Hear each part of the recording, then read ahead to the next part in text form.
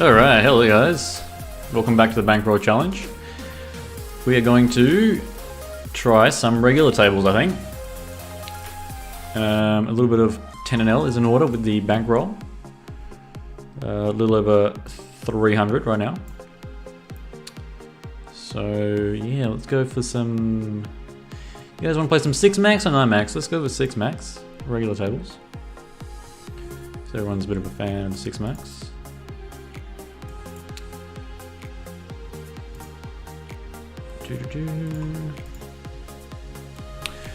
Alright, let's open up 2 of these and just play regular tables. See if anyone's playing right now. What is saying? Please wait while I find you another table. Is anyone in, or is it all just playing in the tables are full, are they? Alright. I guess we'll wait. I don't know.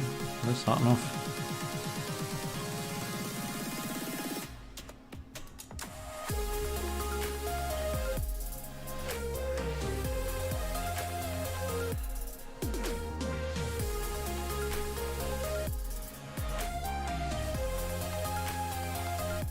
Alright, we're in. Alright. Sit here, shall we? Should wait till it moved, and then we'll get into it. Remember guys, to like the video, subscribe, and do all the good stuff. You can also join Zenith Poker as well. And we'll get right into it.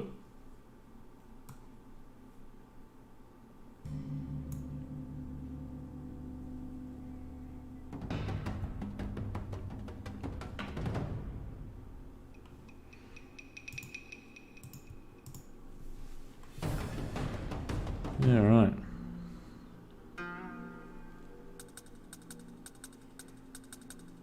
There is a delay.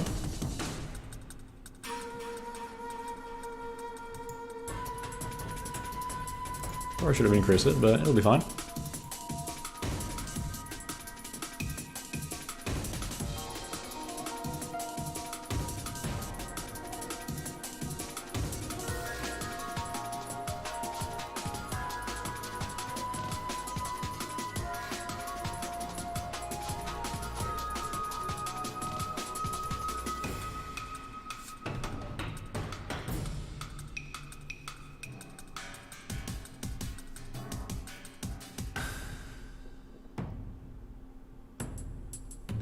Play regular tables today, and that will allow me to discuss the hands in a bit more depth, I think.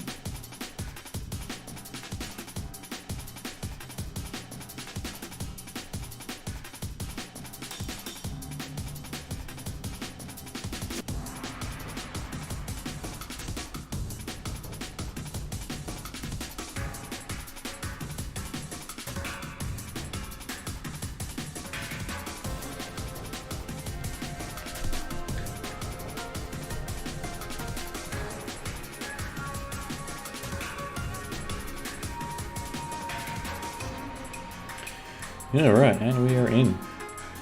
King 8 in the big blind. King 8 offsuit, I should say. Facing a little over a pot-sized bet than low jack. Fairly straightforward fold.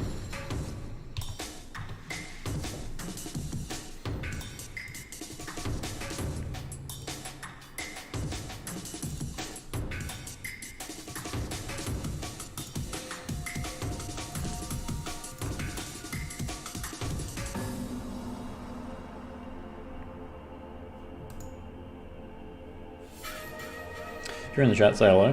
Not sure how good this time is for streaming this, but we'll see.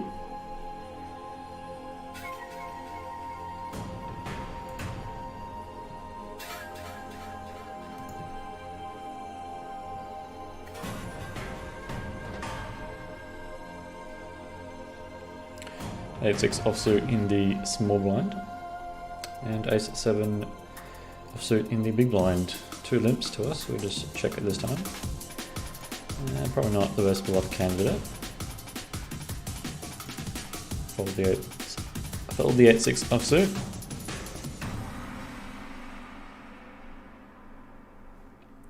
Turn the music down a tad. Let's try that. Alright.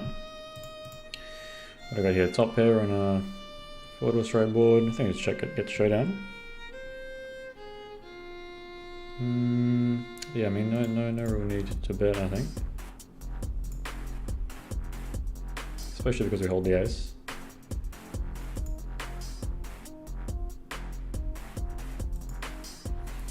Alrighty, yeah, we pick up that pot.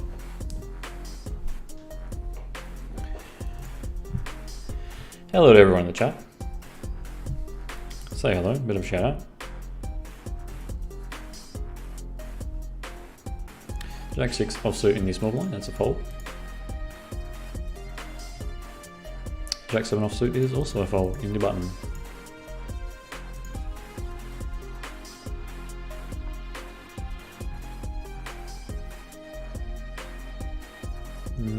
Nine full suited. Alright, let's open this one up. Let's go for a pot size open.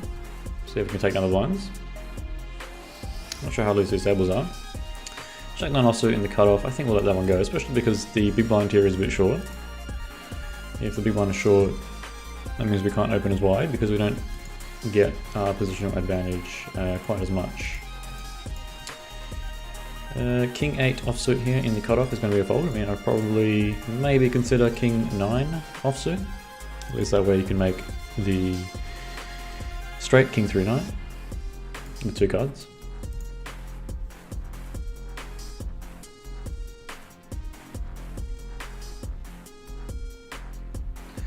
The high card value of King 8 offsuit is probably fine in the button and the small blind.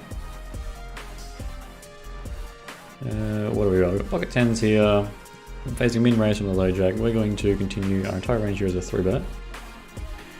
3-bet size, let's go for 6 big blinds. Go over the King 2 offsuit.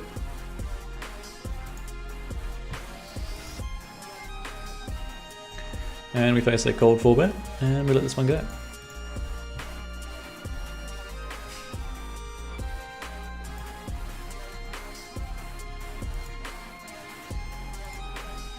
Let's top up here.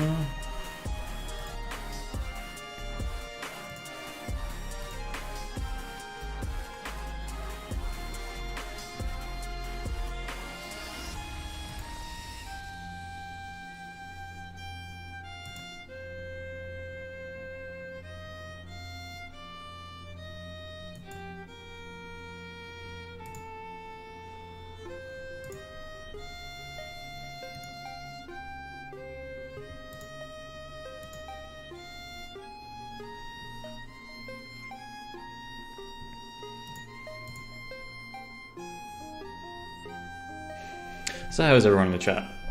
Say hello, like the video, do all the good stuff.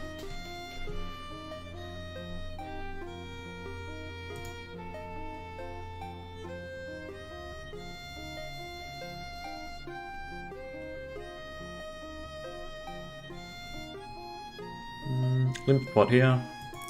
3 limpers, raising range going to be fairly tight. Check it. Make top pair, check it through. 10-3 suited. Could consider raising this. I think we'll go for a check this time.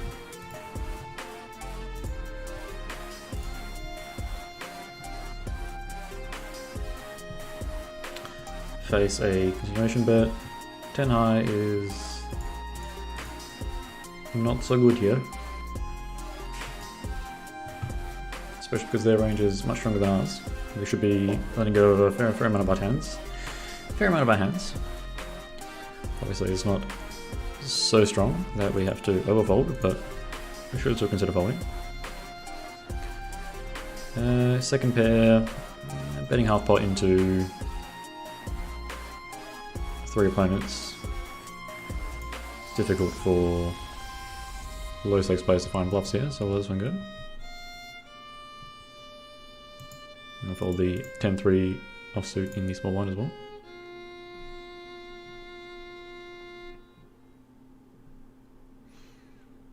Well, someone made a straight, didn't they? Ooh, they both made a straight. I don't know, maybe this guy made a set of 6s. We'll see. No, they both got it straight.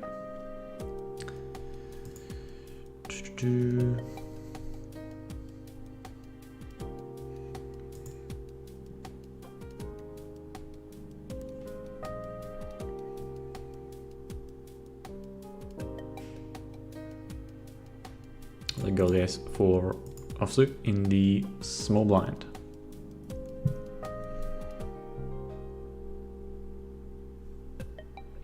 Thanks for liking the video, guys. Thanks for liking the video, guys. So get in the chat. I think we can open the King 7 offsuit here. Let's go for a pot size open, nice and polar, see if we can get the squeeze through. This guy just opened 30 blinds. I'm gonna let go of this hand. When someone opens 30 blinds on the hijack, you're not continuing very, very wide, trust me. Let's open this in the cutoff here, the ace-5 suited.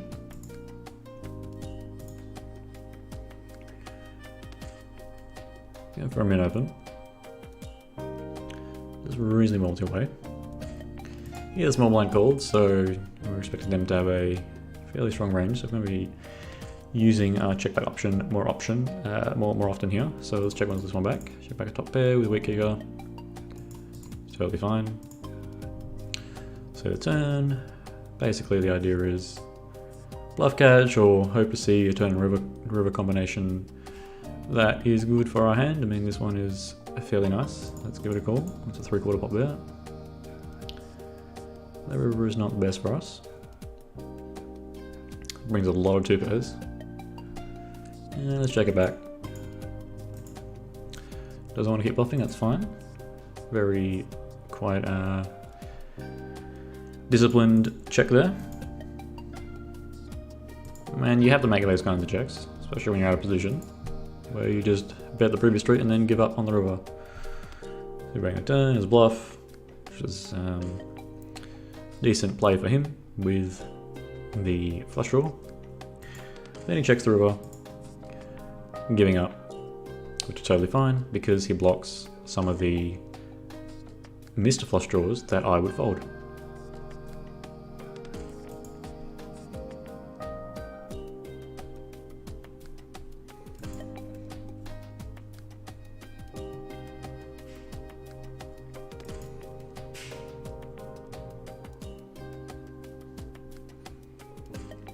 Got 2 limps here with 9s. Let's go for a squeeze.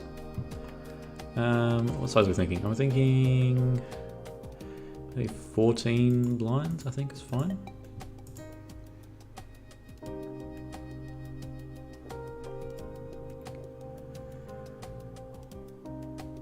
I mean, 9s is a fairly strong hand, especially after it goes limp call. We will be wanting to squeeze reasonably aggressively with the stronger parts of our range, and then call the weaker parts of our range to draw. Let's open this one up. in the small blind, pocket fours.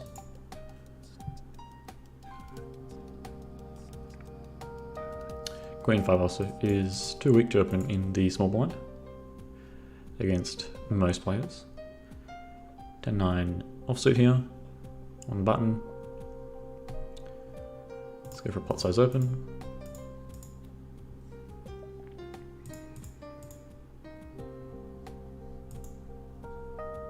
And if you are wondering, I will be using multiple open sizes today. See how long the session goes for. It's pretty late for me where I am. So it might be a little bit of a shorter one.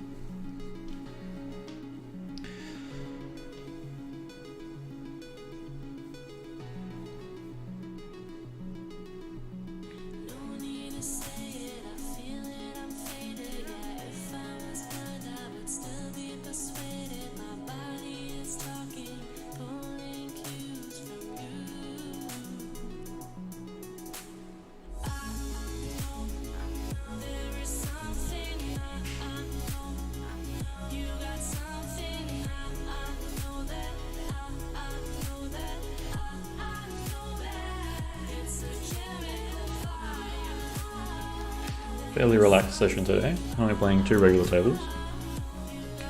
Give me a bit more time to talk about the hands as we're playing them.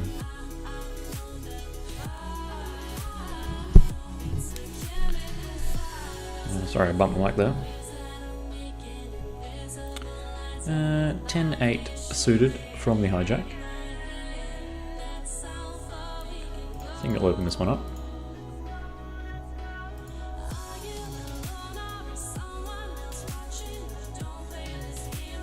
And we get it through, very nice.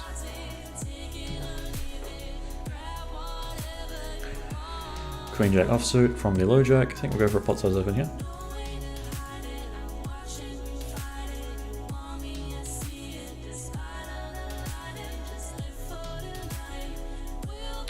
From the button. Check Jack 2 offsuit.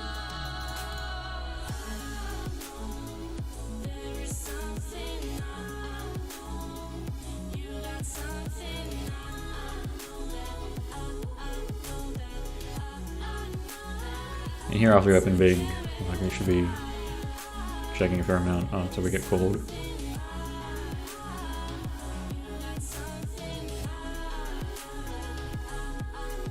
And also be betting fairly big when we continuation bet. We have a lot of air here. Now I think I'll just like min raise my entire range essentially.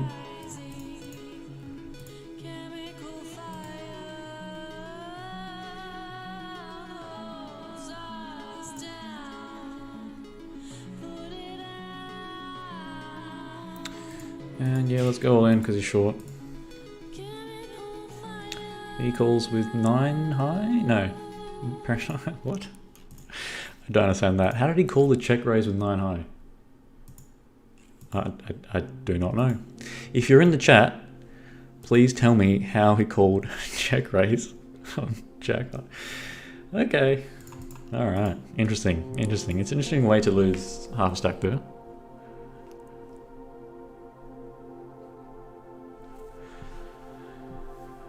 Alright, 10-8. Let's go for the open. 9-7 suited. I think that's fine to open from the cutoff. Let's go for a slightly bigger size. See if we can steal.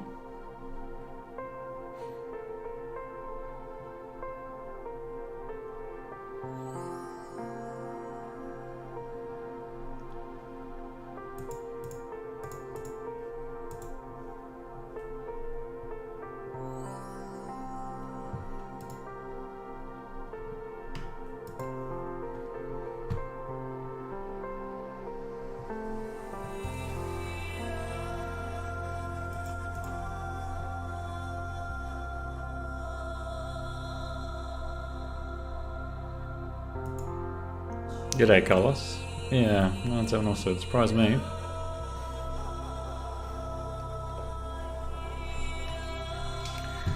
The thing is with Zoom is that players that play that kind of way get eaten up very quickly.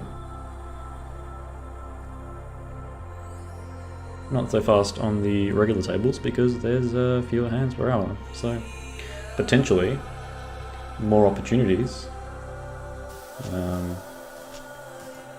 to face those weaker players.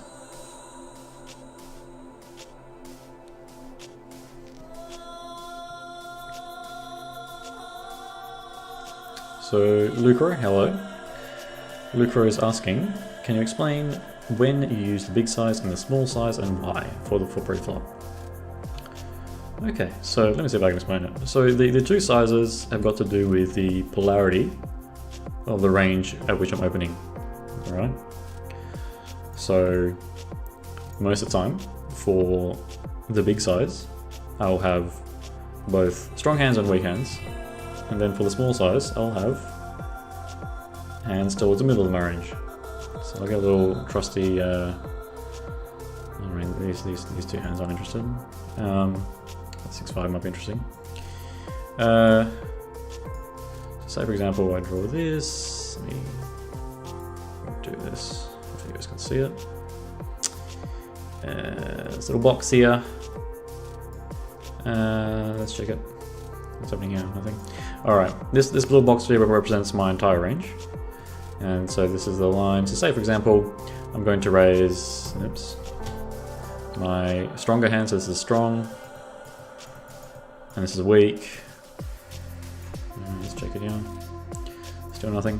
So I'm going to raise my stronger hands to the bigger size a bit more, and then my weaker hands to the bigger size a bit more as well. Yeah, let's check it. Okay, so basically, I have the hands towards the middle of my range, go for the small size. The hands towards the top and the bottom of my range, go for the big size. Of course, all hands mix between them, and that's a mixed strategy. Let's bet this because it can get called ace high. So it's a mixed strategy. Which often cool. And not necessarily, it's not necessarily the case we have to play a mixed strategy. We can just pick some hands to raise big and pick some hands to raise small. So against weaker opponents, for example, I might just raise hands like pocket pairs and whatnot, the low pocket pairs towards the small size to try and see a flop and hit a set, where their EV is very, very high. Not worrying too much about taking it down pre-flop, even though that's nice to happen. But a lot of the EV from your pocket pairs, it does come from hitting a set post-flop.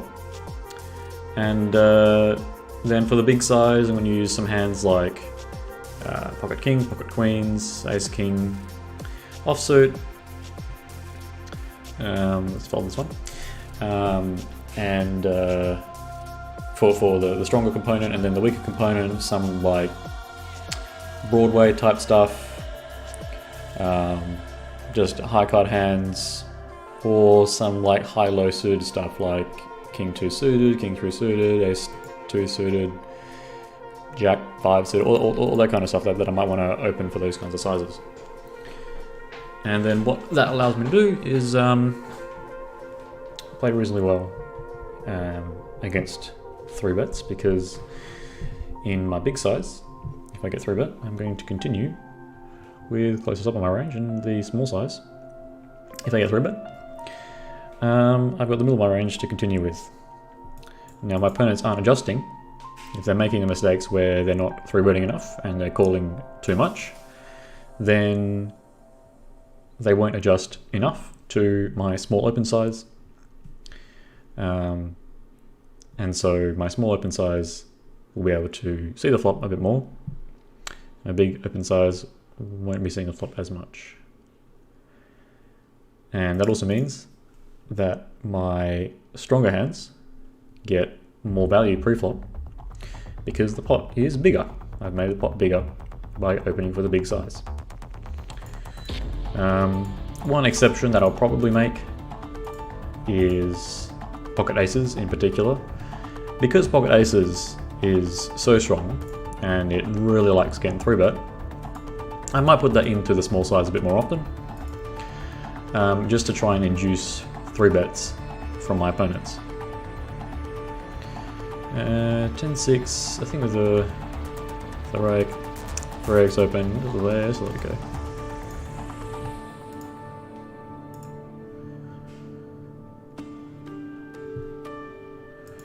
Just let it go with the rake there. I mean, probably could 3-bet as well.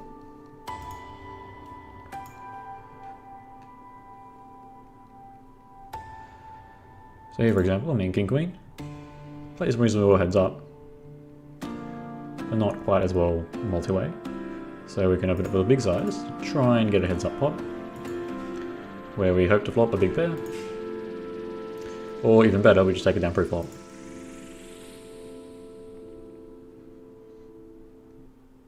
And we take it down pre-flop, very nice. The king and the queen, both blocking pocket kings, pocket queens, beta ace king. All the nice stuff. So yeah, ace king offsuit. I'm going to open this one for the big size.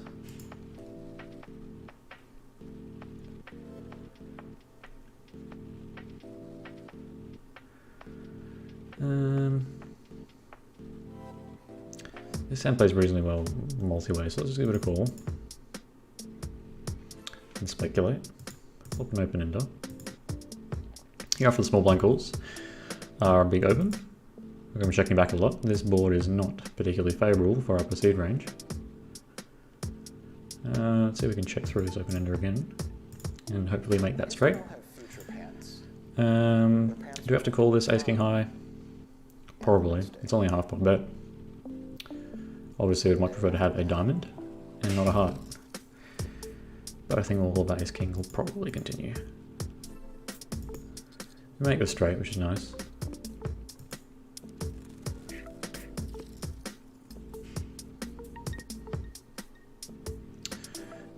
I see here like we're just getting direct odds to make a straight, so this is cool.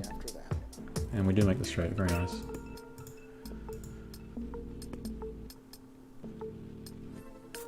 I think multi-way we still have to play reasonably cautiously against a bet, because there's the possibility of somebody having a boat, but I think a lot of the boats would have bet on the flop.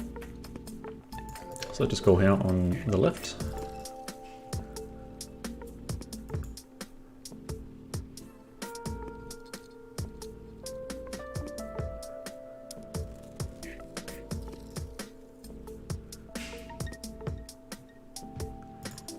Open this on the right. I think we're just calling here.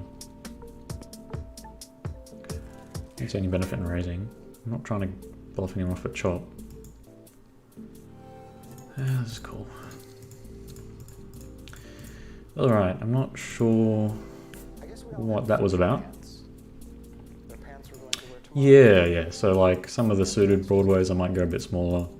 Well, I'm not always going to go for the smaller size Lipro, but I will go for the smaller size more often if it's suited.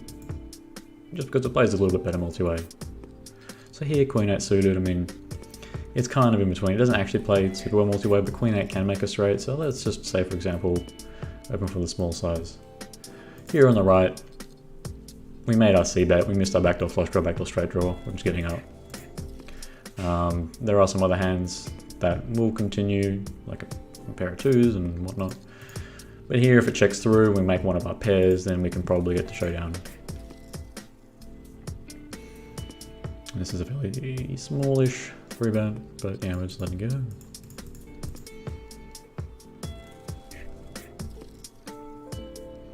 So yeah guys, hello to everyone in the chat.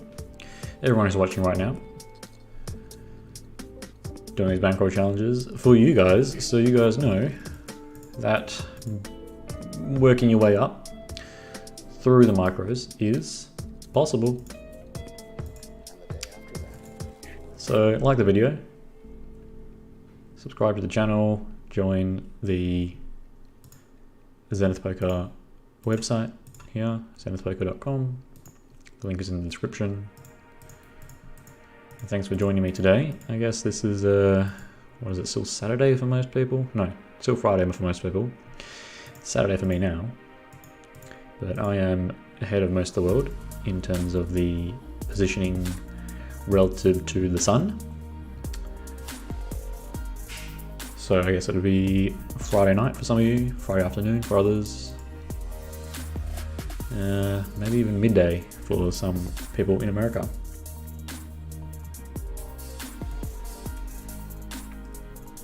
So hello, and welcome, and thanks for joining me today. They talk about another kind of world. Another kind of world. Once again, if you have any questions, you can always ask in the chat, and I will try to answer you as soon as possible.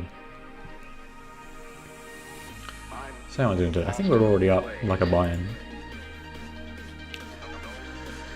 Ezra's Chicken TV. Okay. Hello. Do I do one-on-one coaching? How much do I charge? I mean, yes, I do coach both live and online players. Let's bluff this hand. I'll show you the Patreon.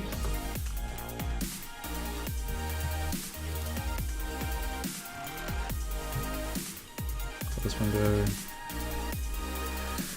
So you can see my let's finish this hand first. Down. It's not an amazing board for our range. I got bottom pair. Can't argue. Can't complain about that. And he's got Queen Eye. All right. So yeah, my coaching fees. This is the Patreon. So coaching here, if you go straight flush, $200 per month, you get one less of coaching per month plus some extra perks. If you want, you can get two sessions per month, and then 4 sessions, well, weekly sessions for this 5-of-a-kind one. Basically, you can look at the coaching prices there, patreon.com/Zenith Poker. Oops, running out of time. I would have liked to have squeezed that a bit bigger, to have ISO'd that a bit bigger, but didn't have quite enough time, just press the button. Alright, so yeah, thanks for that question.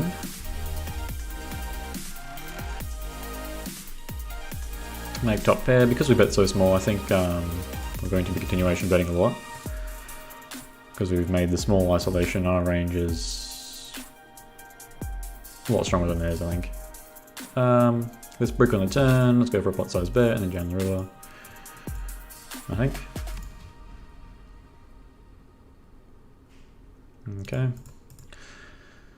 Queen 5, and we get there. Alright, we hold.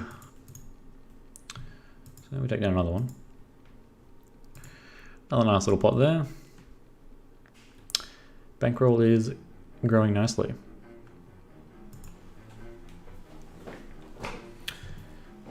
8-6 offsuit, I think, is a tad too weak to open in the small blind. Same for the 7-4 suited in.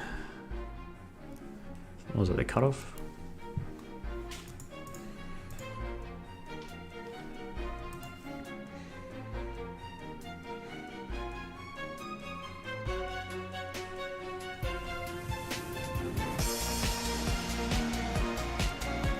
Bunch of tables breaking and reforming, I guess. Yeah, we'll see.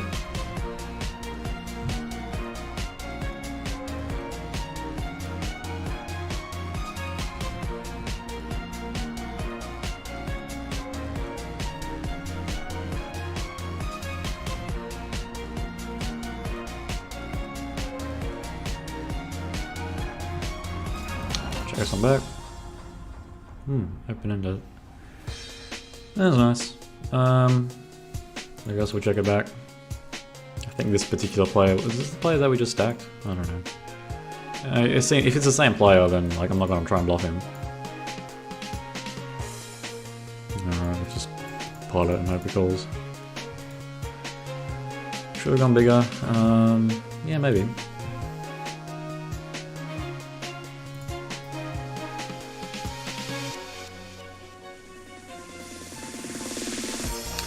Alrighty,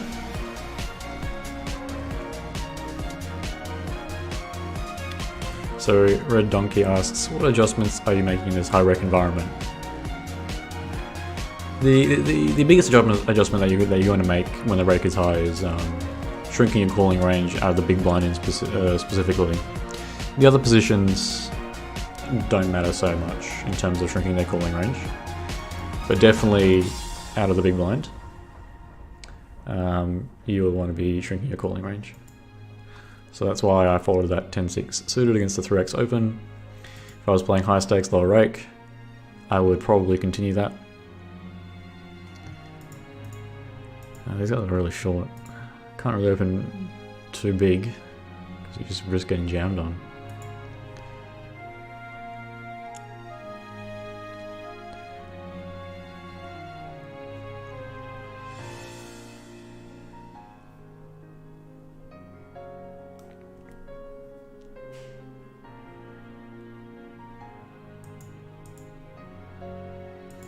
So yeah, when the rake is high, you just you tighten up in the big blind.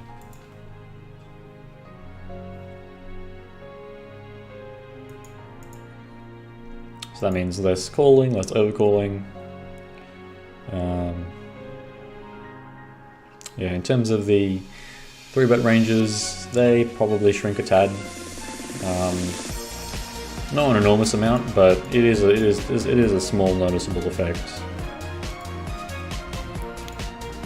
Song got really loud. Yeah, okay. Top pair on the river. They've checked through to us. I think we'll just pot it. Get called by a weaker top pair, second pair, third pair, that kind of stuff.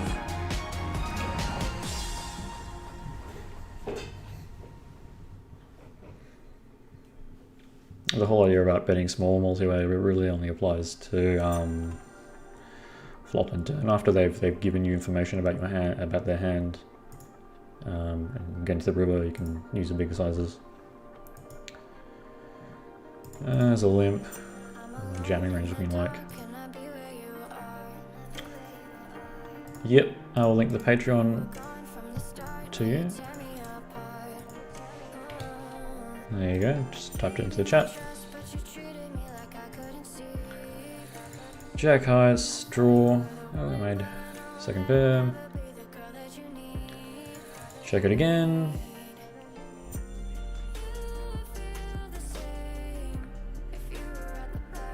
Alright, let's call. Yeah, got a 6, alright. Could have easily have had a jack. I think he might have missed out value with a 6 there. Like if I had a 6 in his positions, I would have bet like 2 or 3 times the pot. Just to put like a queen or a jack in a really tough spot. King 2 offsuit, probably a fold in the small blind. Don't really want to be playing that out of position, especially when we're a tiny bit deeper. Want to shrink up the range a tad. Shrink up the opening range a tad.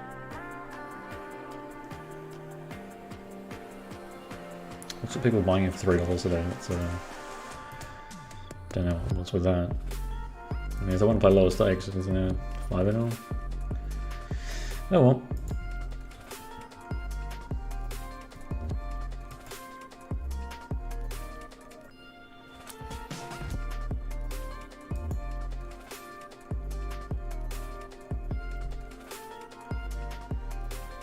So Luca asks, can you explain your thought process when flop C betting? Do you have memorized heuristics for different flops? Or you do what I think is right in the moment? So when I'm playing, I use my intuition, right, about what to do, which is not a good description of what I'm actually doing. A lot of the time when I'm actually playing, I can't explain exactly why this is better than this, right, or what frequencies, or if I should mix and whatever. That intuition is built up over millions of hands of playing and hundreds of hours looking at sims. So in terms of exactly what you do when you're c-betting the flop, the best way to get better is to put in the study and study a lot of spots. The wider and broader range of spots that you're looking at, the better you'll be at c-betting the flop. And you'll understand how pre-flop has affected the flop play. So in a hand a few hands ago, we had that king-queen. I accidentally almost timed out, and so I isolated to a much smaller size than I would have normally. in that situation, like my range, at least the relative range difference between the two players is going to be much more into my favor. So I'm going to be continuation betting almost every flop because my range is just so much stronger, right? And because I'm continuation betting with almost my entire range, I'm going to go for a relatively small size, so there I just chose half pot. Okay. On the other hand, if I had isolated to the size that I would have liked to isolate, which would have been probably, I think I was a bit short, so maybe a little like 12 blinds or something, I might have checked that flop with king queen, right, to go for a check raise all in, right, because my checking range needs protection. Of course I could have still just bet and then check raised ace queen instead. What is this guy doing? I don't know, is one of these guys going to jam behind such a small bet? We're just going to, yeah, but I think we just call and try and hit a set, and hopefully these guys are just calling instead of jamming. So yeah, this is an example. Maybe we should tighten up. I think this is just a fold against low jack, against hijack.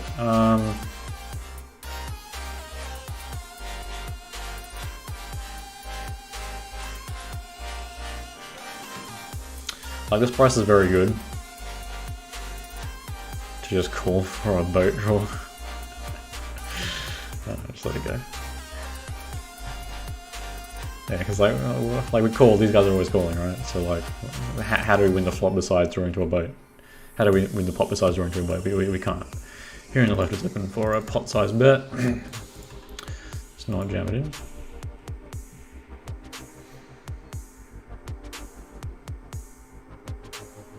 Get through bet and we let it go.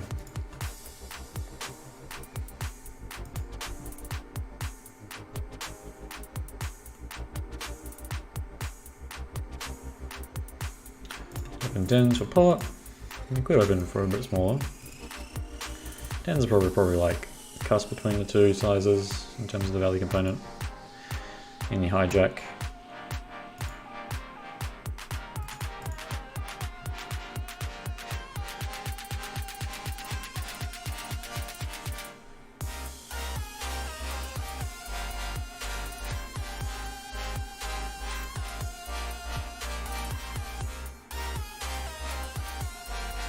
This is a nice hand, but I don't think calling is profitable. I don't think raising is profitable, just because this guy's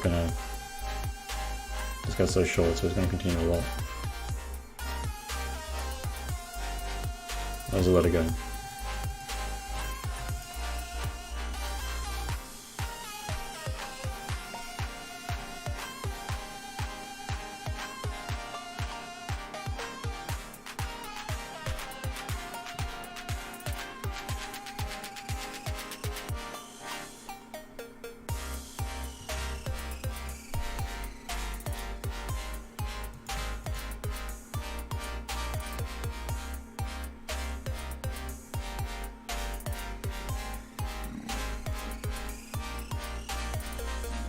Alright.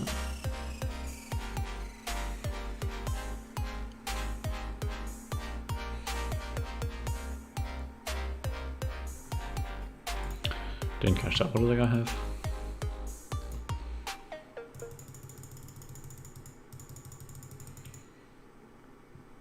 Queen on his side. So I can let go of the 7-8 offsuit there.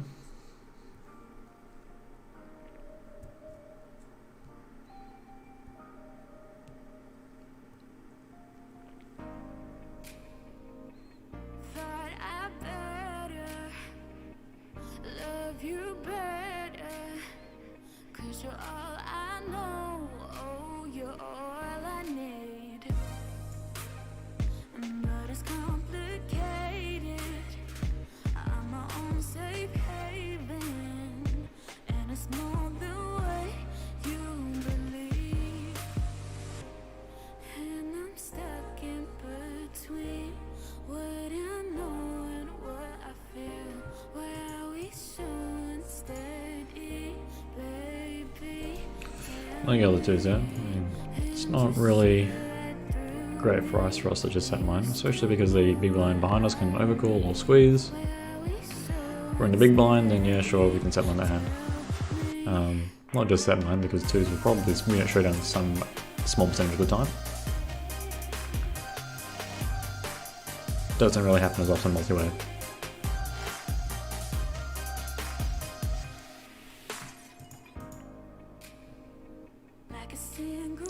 So you're following this in the cutoff. This guy's short. I don't have amazing applied odds. There's little players behind us that might just squeeze, so just let it go.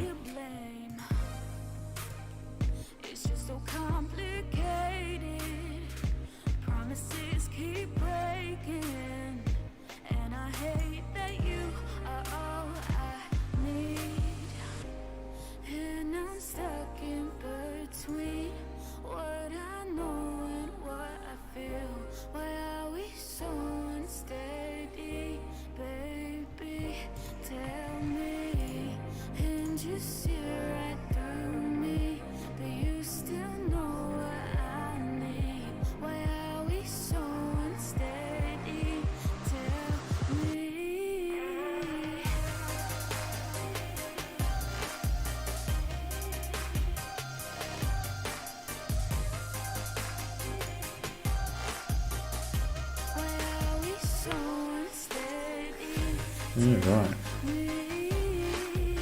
Once again, there is a tad of delay. If you have a question, you can always ask in the chat, and I will try to answer you as soon as possible.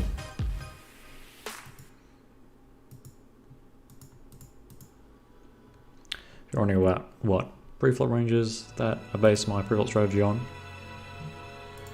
go to Zenith Poker. There's a preflop section. So if you sign in, make an account, whatnot, you get all the ranges. So for example, versus 2 big blind open, whatever. Gives you a bit of a overview about what to do. As you can probably imagine, since I made those ranges, I know most of them off the top of my head. And if you see me play something outside of my ranges, I'm going to say that I did that as an exploit. And there's almost nothing you can do to disprove me.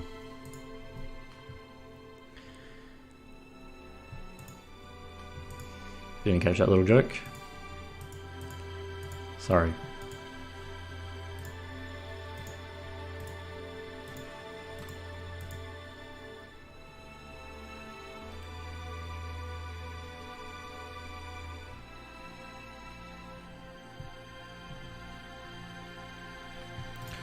Then get on the jack 2. I mean, even though we have really nice odds, there's no point continuing with these kinds of hands because we'll end up multi-way, we won't flop strong enough hands, it won't get to the turn of the river with a strong enough hand on average, so we just let it go.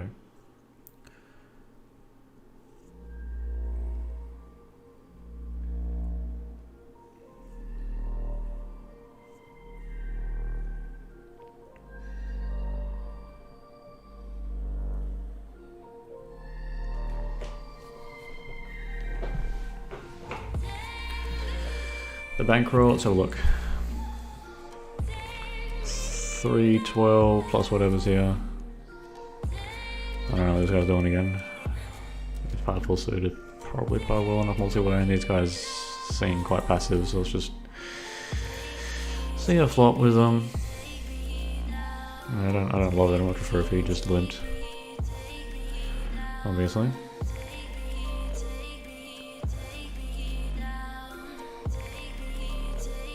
I don't really understand how that got folded, but alright.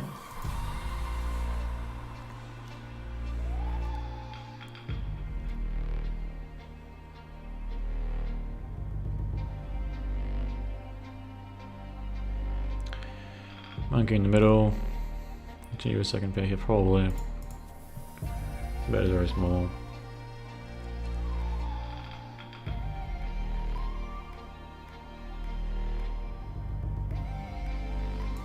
Alright. I don't know what this guy's doing.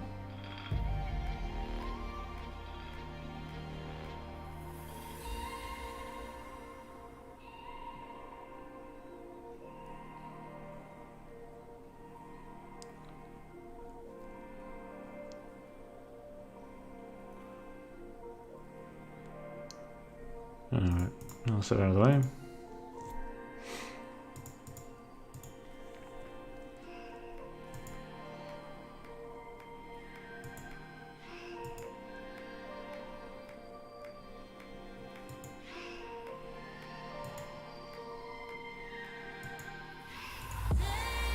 Yeah, I don't know what I was. I don't know what the hell was going on there.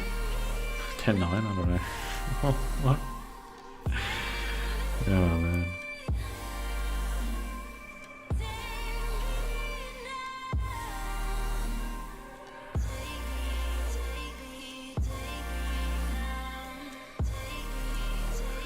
Let go of the 7-tail flip. Let go of that.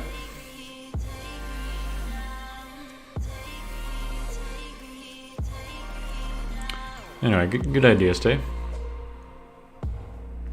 Yeah, so I mean the bankroll is doing reasonably well.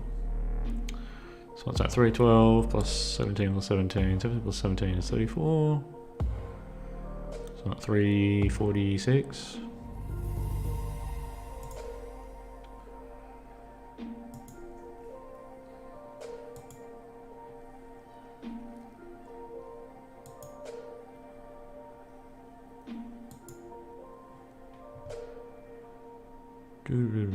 Queen 10, just open for this pot size bet.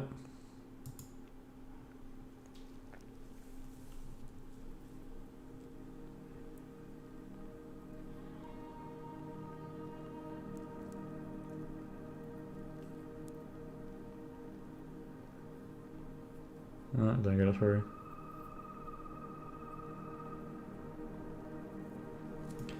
Take it back.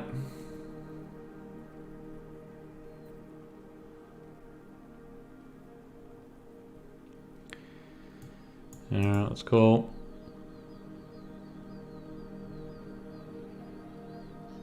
Yeah, I mean, we've got plenty of 8s to call with instead.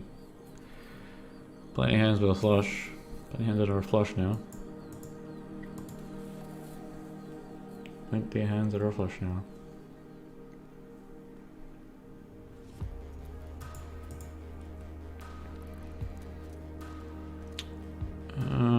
Don't know. It would not be too tight. I was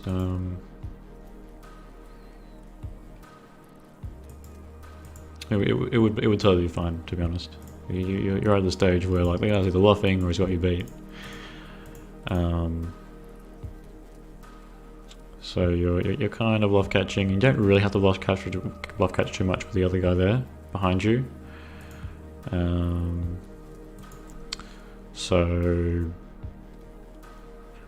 it's just a small bet is just screaming something that's weaker than a 4. And the guy behind me was pretty sure if he had like a super strong hand he would have made it known. And then he did on the turn, so yeah. So thanks, Red Donkey. AM asks, we're opening 3.5 from the cutoff too. Yeah, so we're going to use 2 sizes, min and 3.5.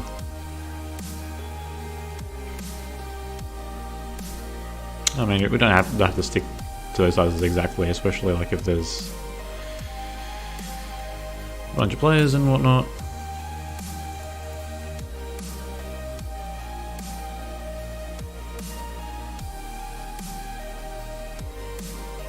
Alright, I mean this guy started off with 6 blinds and just limped, so let's just isolate to 7 blinds.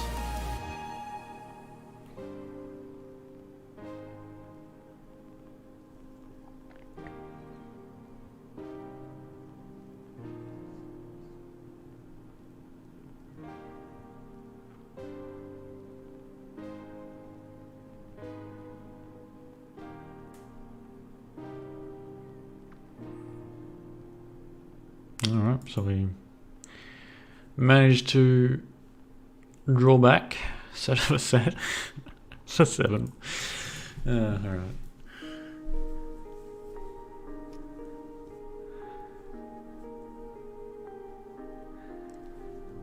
Interesting those roundouts, always nice to watch them.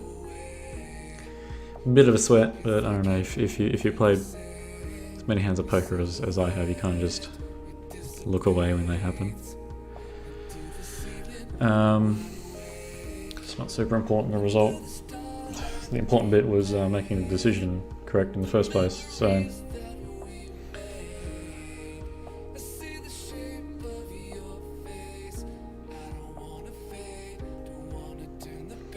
I mean, the result is nice, but it's not like it's super nice.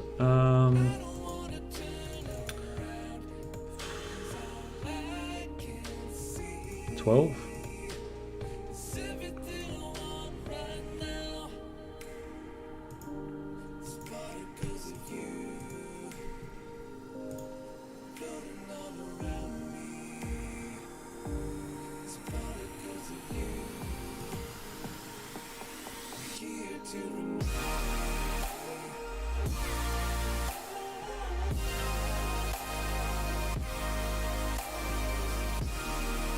Like this small raise doesn't accomplish anything besides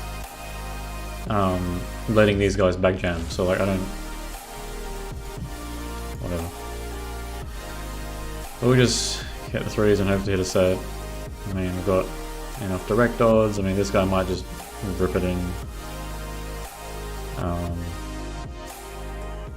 This guy, if he's smart, would have checked everything, but I don't think players who post know to do that.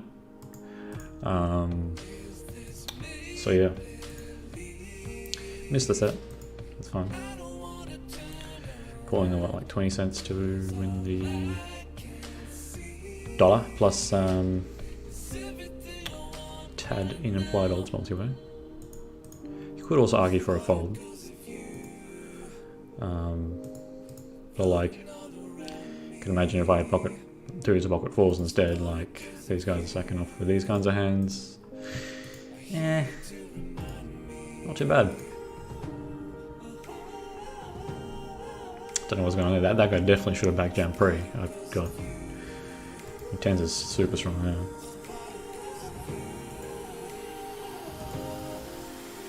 That was not a hand that I was expecting to show up there. But then again, we're playing the micro, so who knows what the fuck to expect. Just gotta play reasonably well, and then you make money that way, right?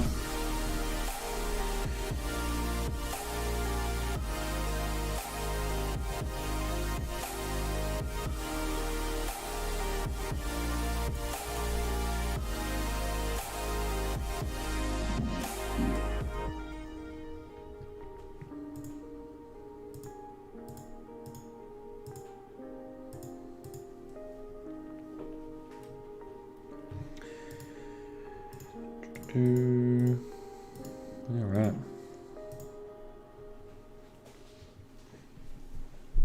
So yeah, a bit of a relaxed session today, just playing two regular tables. With the bankroll that we have, we can't really jump straight up to 25 and L zoom. And playing 5 and L zoom is it's a bit tedious. So I think 10 and L regular tables is a nice change of pace. Can discuss the hands in a bit more depth, answer some more questions without having to be worried too much about the time bank, blah blah blah. So yeah. If you have any questions, you can always ask, and I will try and answer you.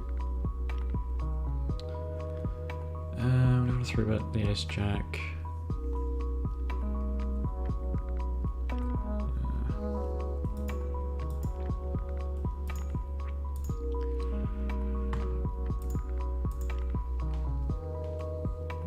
Let it go.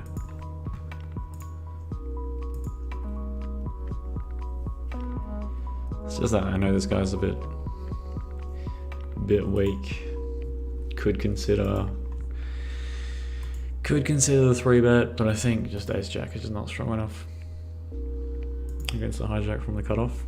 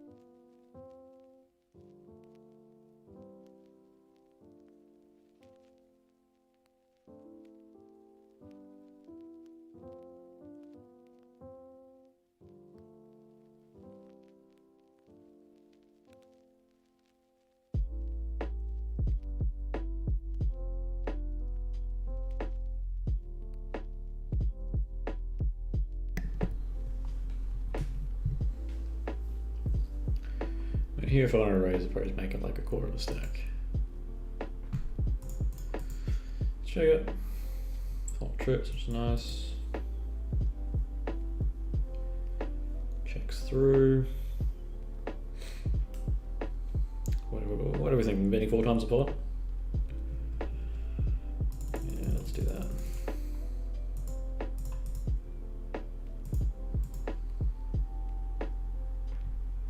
Okay.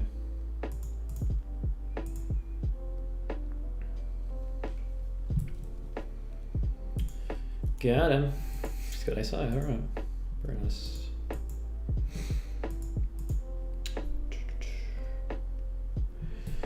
Yeah, guys, don't be afraid to play for stacks. I mean, it's easy when you got the nuts, but you got to set up the stack pot ratio accordingly.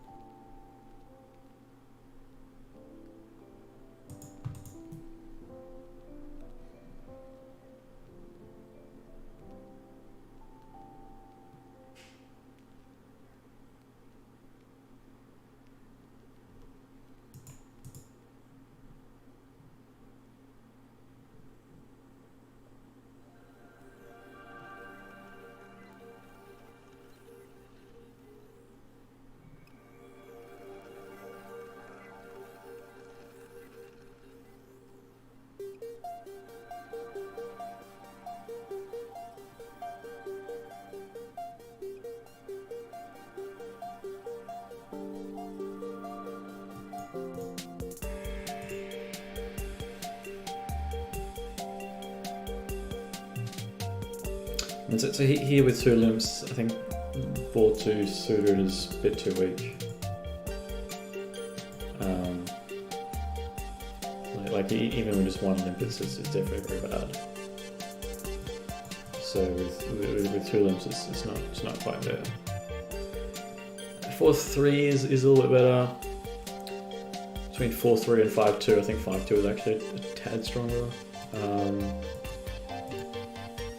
Not worry about that.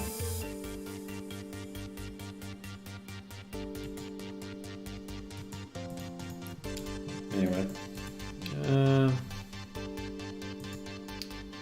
It's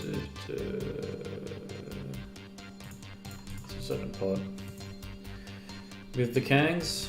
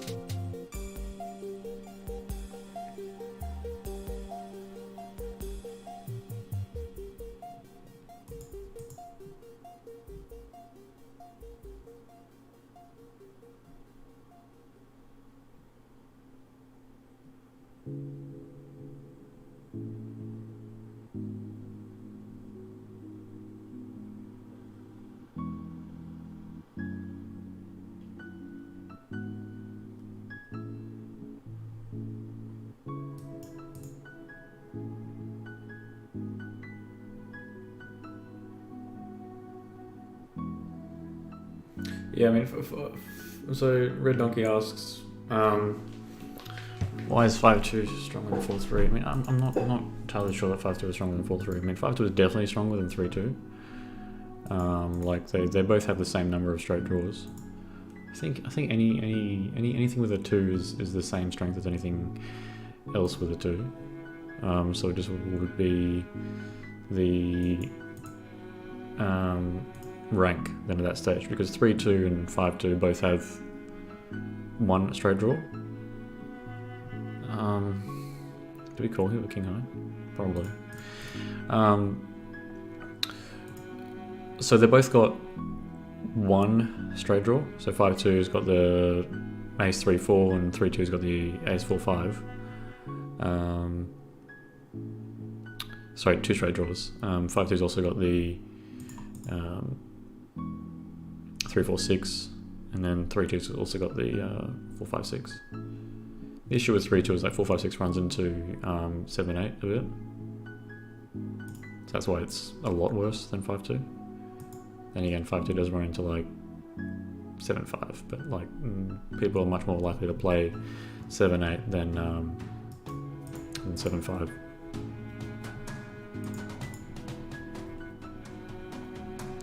Yeah, I think 4-3 actually might have 3 straight draws, which would make it a tad stronger. So 4-3's got the ace 2-5, and then there's also the 2-5-6, but also on top of that, it's got the 5-6-7. So yeah, maybe so I was wrong with that statement. The 4-3 is a tad stronger than the 5-2. So the additional straight draw outweighs its ability to make the slightly stronger pair of 5s, because like honestly, when you're thinking about a pair of 2s, pair of 3s, pair of 4s, pair of 5s, there's not a huge difference between them, because the number of boards where a pair of 5s is stronger than a pair of 2s in terms of connecting with the board, or a pair of 5s is stronger than a pair of 4s, really only matters if there's both a 5 and a 4, or whatever, right? And those kinds of boards happen. They do happen, somewhat rarely.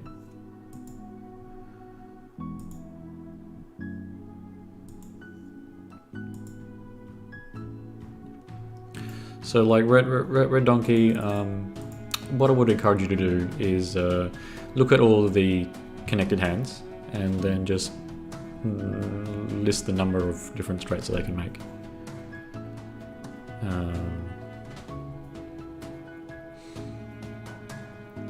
So it's limp, it's complete, I think, out of the small blind.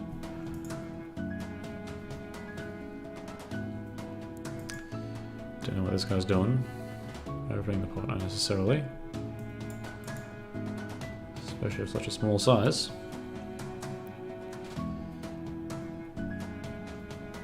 That's very odd. I don't know what's going on. 6-5 is still really strong.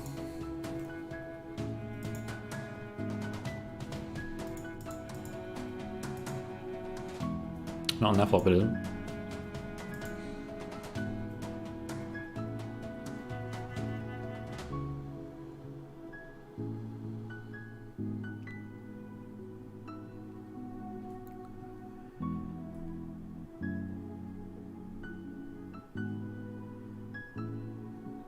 Check limp. Yeah, let's go for a squeeze. What size should we go for?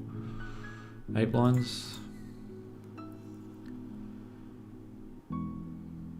It's reasonable, I think.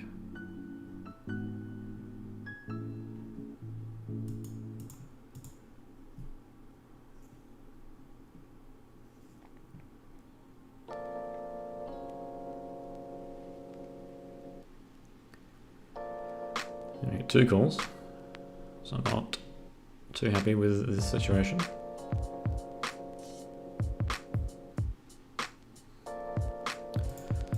Check it through, try and draw.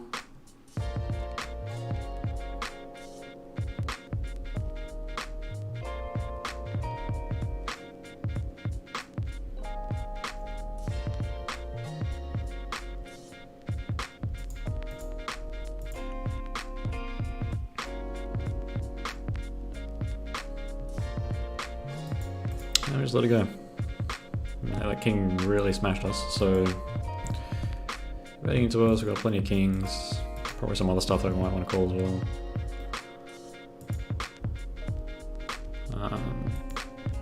Is there a flush draw as well? Is that a rainbow board? There's a rainbow board. Or a bunch of straight draws between the king and the 9. Can call instead of ace 10 there.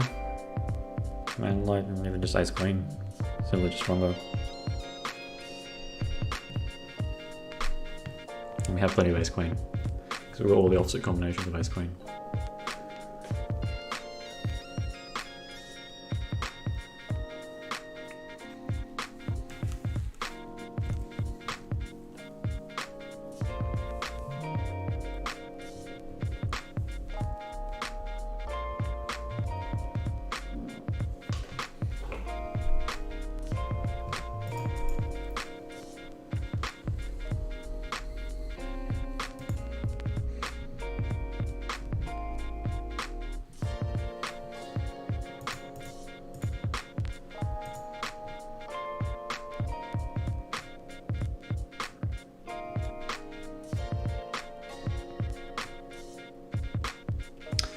Alright.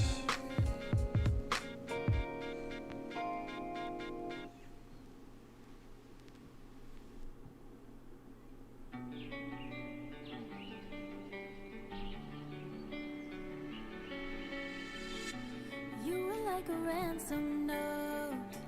If I give in, will you come home? I put everything I had into getting you back. I was only 17. So Reinke asks, if our opponent has a cap limping range, could we use a mixed sizing for our squeezing range? If so, what size would be appropriate and what hands would fall into each range? Yeah, so like when you're... So let's talk, there's going to be a few different spots to talk about. So let's talk specifically like it limps and then it folds to you in the big blind. So in that situation, there's no one else to worry about. And if the guy's got a cap range, you just go pretty damn big when you've got a very strong hand like aces, kings, that kind of stuff.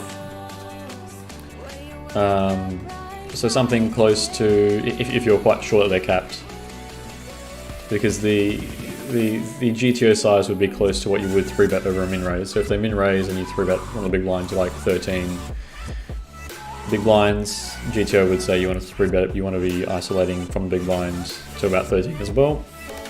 But if you're quite sure that they're capped, you can go even bigger than that. So, you know, talking 15, 16, maybe even up to 20. Possibly even bigger than 20, but like I think 20 is a fair amount because 20 is usually the 4-bet size. So going straight to the 4-bet size is reasonable, I think. Because what about a straight flush draw here?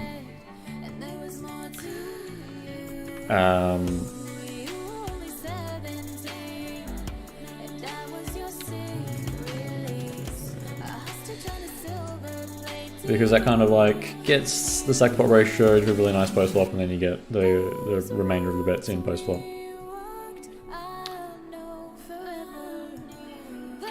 So we're gonna win this pot at showdown here on the left.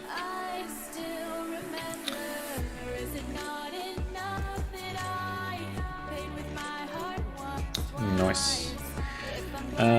In terms of like mixed sizing, yeah, okay, you could consider using mixed sizing, but the answer is why do you really want to use mixed sizing where you just use like one really big size? You could consider mixed sizing, but like if you're not already comfortable squeezing of Olympus like 20 big blinds, why would you want to make them more complicated by adding in 2 different sizes?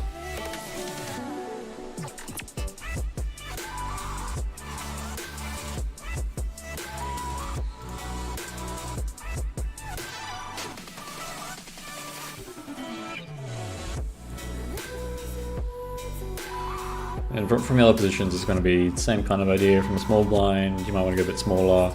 The reason why you might want to go smaller is because the big blind might wake up with a very strong hand themselves, and so when like you're bluffing, you can't really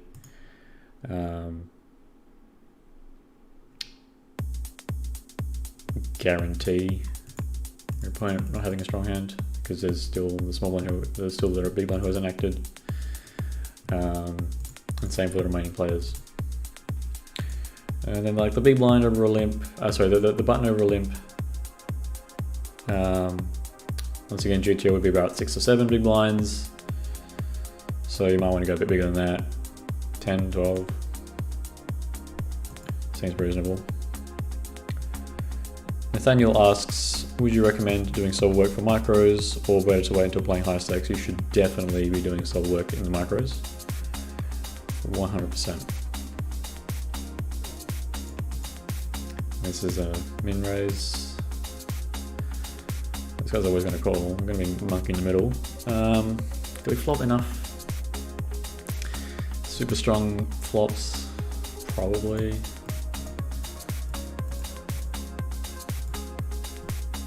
This isn't one of them. Yeah, Nathaniel, you should definitely be doing solver work at the micros. Doing it with solvers and starting to get better is the cheapest way probably to get better. I mean, you can just play poker and then the issue is what'll happen is you'll end up making a bunch of bad habits if you beat the micros without using a solver or without trying to play as well as you can, regardless of the stake. And those bad habits are just going to hold you back later on. So you get if you're a beginner, get started with solver work as soon as you can, even if that's just playing against the solution. In GTO Plus you can play against the solution. I'm pretty sure in simple as well you can probably play against it. I'm also sure that if you've got Pyro, then there's add-ons you can do to do that. So yeah, I mean the cheapest solver is currently in the market, I think, is GTO Plus, and that's what I recommend to a lot of the regular watchers of this channel and the people who have subscribed to or signed up to the website and whatnot. And I've got a lot of simulations in the library, so let's have a look. So you can go to the library here. My website is zenithpoker.com/library, and there's a bunch of library simulations that you can go and have a look at, and those are all done in GTO Plus. So yeah, I mean, there you go. If you get GTO Plus, you're not starting from zero. You've got a whole library of things that you can do as well.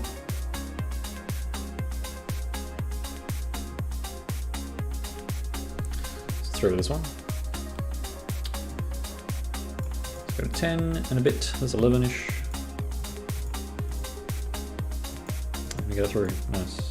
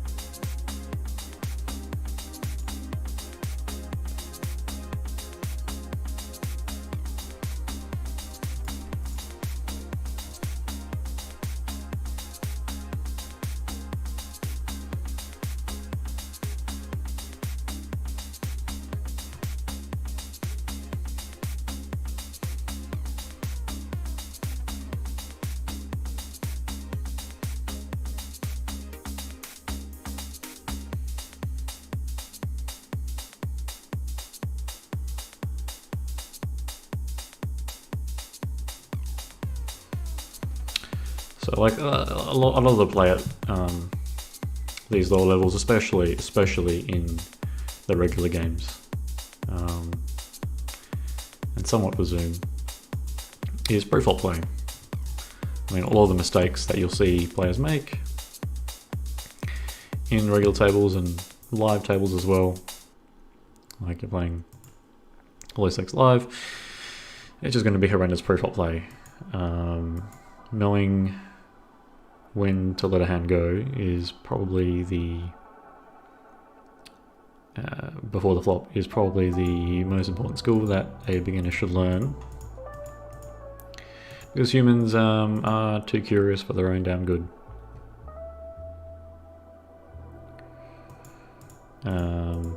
I succumb to that sometimes.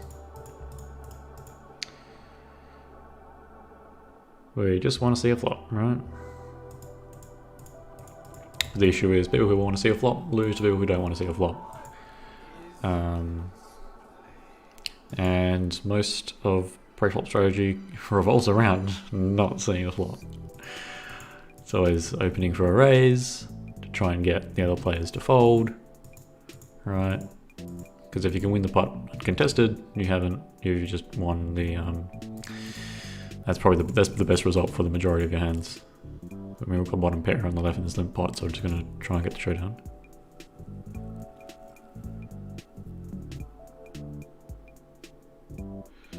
So school, yeah, so on the website, if you go to community, you can join the Discord or the Facebook. The Discord is more active, so you can join that. I'm pretty sure this link still works, maybe.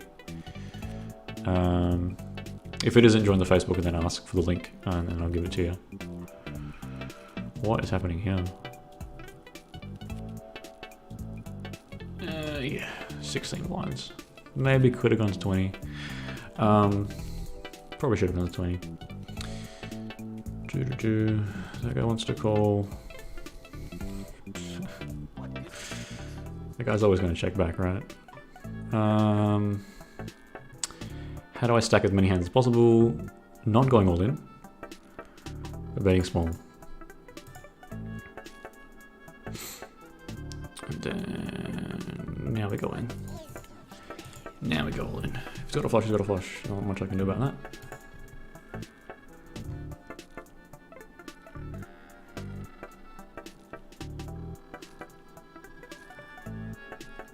Yeah, so I mean, that play there where like the stack pot ratio on the flop is just 1, right? A lot of beginner players would be tempted to just go all in there because they say, oh, well, I mean, my stack isn't that big, the pot's only 1.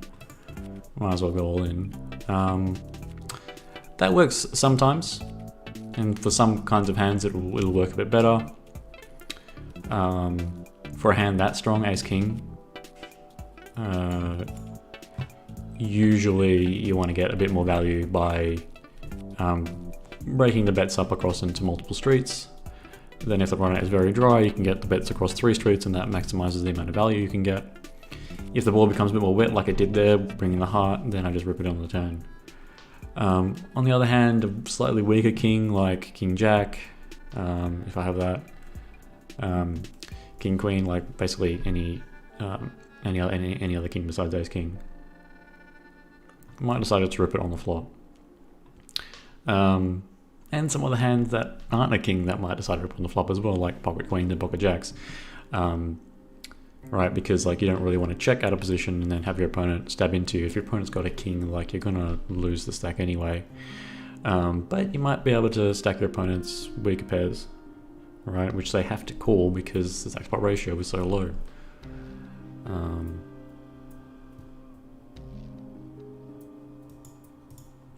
They might even have to just call combo draws and stuff like that. And it's better to just jam it in because checking and letting them check behind with a draw is not amazing for you as the out of position player. What happened here at limp pot? So yeah, Schoolman, go to the website zenithpoker.com and then click the community tab and you'll have some links there to the Facebook group or the Discord. You can join them. I announce all the tutorials in the Discord nowadays. Don't worry too much about the Facebook, just because there's not as much activity happening there since they took away the chat channels. But the Discord group is very much alive. Dozens of posts a day by people chatting about different hands and strategy and whatnot. So yeah, definitely check that out. And sometimes I'll make announcements on the Facebook just to make it a bit more official. What is going here? This guy posted the smaller blind. Probably. Oh man, the guy min raised. Oof.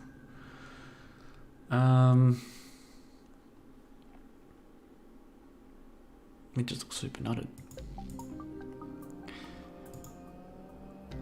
This is ridiculously strong. Yeah, I'm gonna let this go.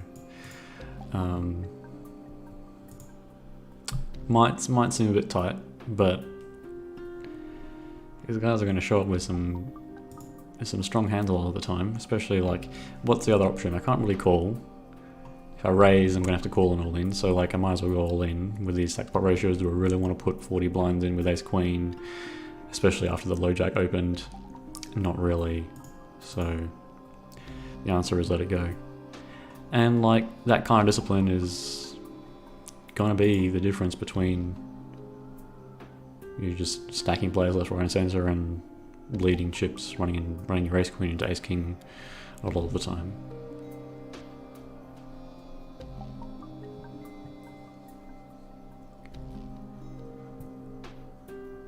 Fairly deep.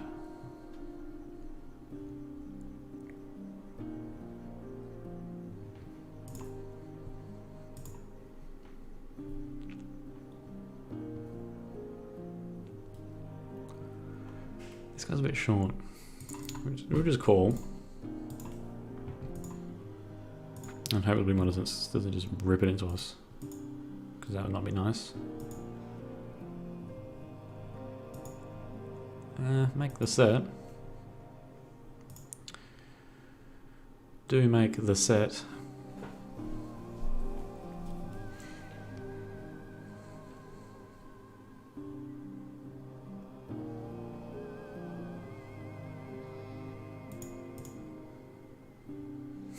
He flopped the nuts. Oh, I called a fucking F5. It's great. F5 offsuit. That's funny. Yeah, okay, well, I mean, that happens, I guess. G'day. I'm not going to try to pronounce your username there.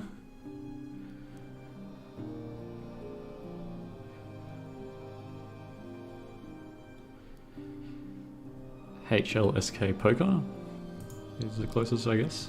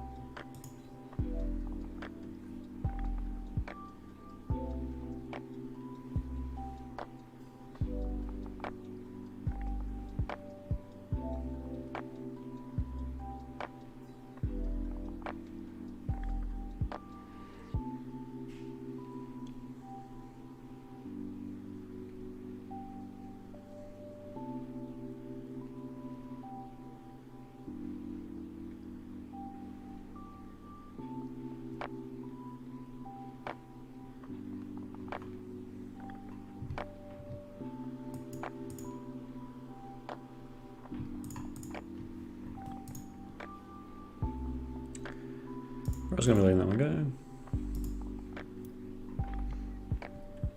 When the guy's short, usually that means their range should be much tighter, a fair bit tighter compared to if they were deep in the field.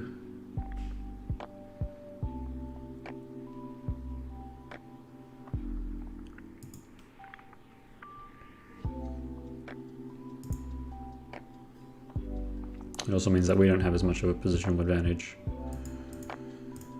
when we 3-bet or when we call.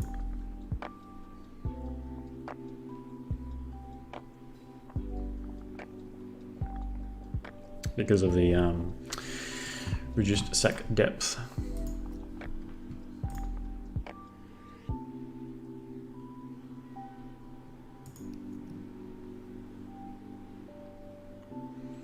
So yeah, once again, hello guys, we're taking a shot at the 10-0. I'll show you guys the bankroll. There you go, 312.29 plus these two. What's that? 345-ish? Yeah, it's 345 or thereabouts. Which is nice because I think like a week ago we were at 250, weren't we? A little over a week ago now. Closer to 2 weeks ago. How many sessions ago was that? 3 or 4? Anyway, making good progress, I think, with this challenge. Growing the way up. Growing the way up. So you guys, say hello in the chat, like the video, do all that fun stuff. There is a tad of a delay. If you have any questions, make sure to ask, and we'll try to answer you.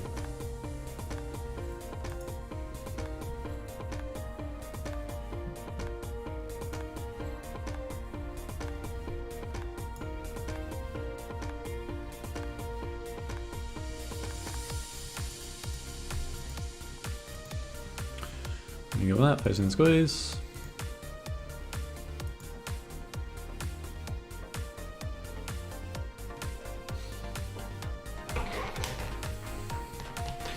Back jam, that's nice.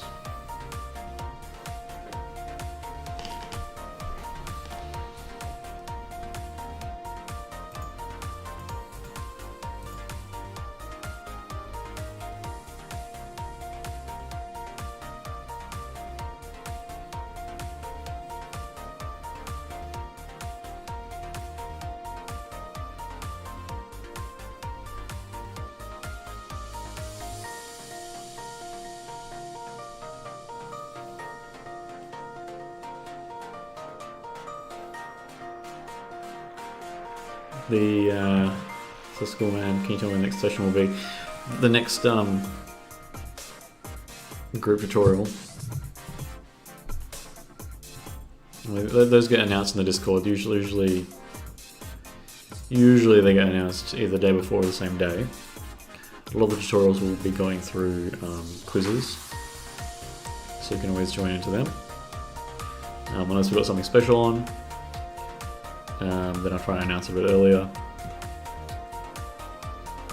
and give you a few days notice. My1Q1Q, hello. I don't think there's any fast tables for 10-0. We've got what? 5-0, 25-0, 15-0, 2-0 and then 5-0 again. So no, I think for this shot, quote unquote, we'll just be taking it easy and just playing some regular tables. Regular tables are generally softer by virtue of weaker preflop strategies from basically everyone. It's probably a call, even though I'm not super happy about it. That's definitely a fold. I mean, 8 high now is a nut low almost. I mean, can you think of a worse hand than this? Like what's a worse hand than 8-4 in that flop? At least 6-4's got a gut shot.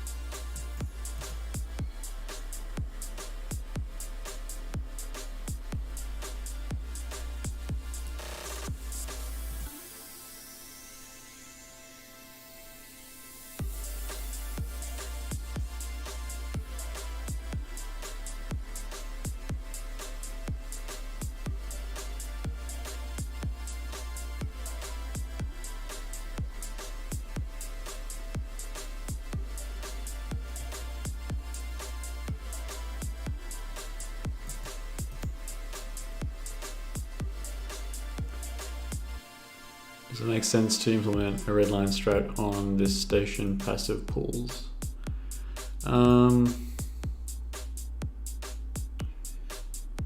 Like you've got to know when to bluff. Like bluffing in certain spots is definitely profitable.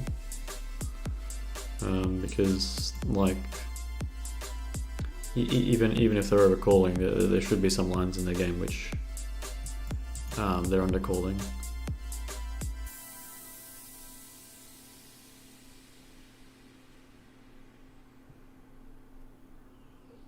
You just got to be able to pick them apart.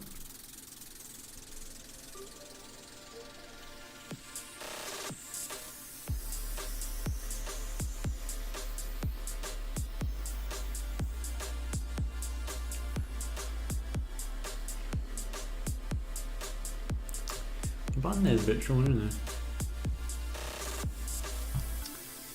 Yeah, okay. 3-bet it.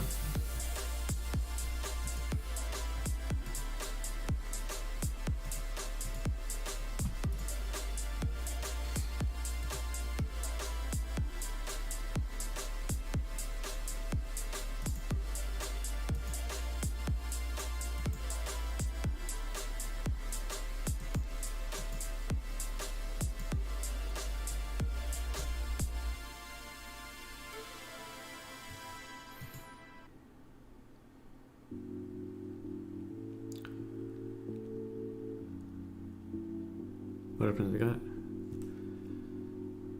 Oh, there's an extra blind. That's tripping balls.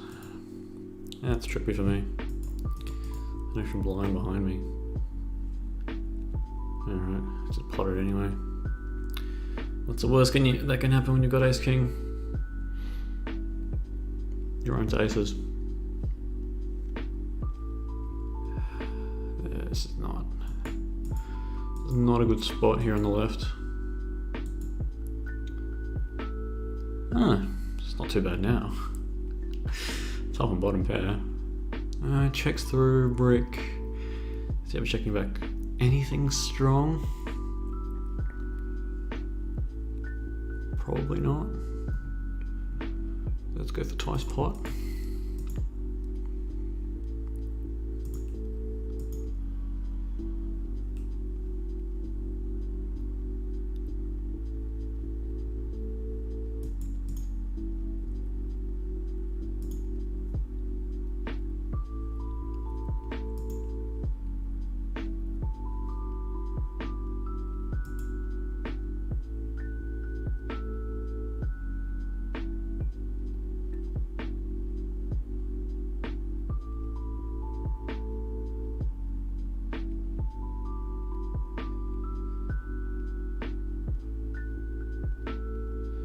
Yeah, that's exactly right. HLSK. There's definitely lines where people are just going to overfold. You just got to know which lines they're overfolding and which lines they're underfolding. I mean, players tend to, at the lower levels. I mean, I think even at levels like throughout, like humans in general, just for whatever reason, will overfold to overbets, and so there's usually some opportunities to make really nice overbet bluffs, and like flops and turns, whatever.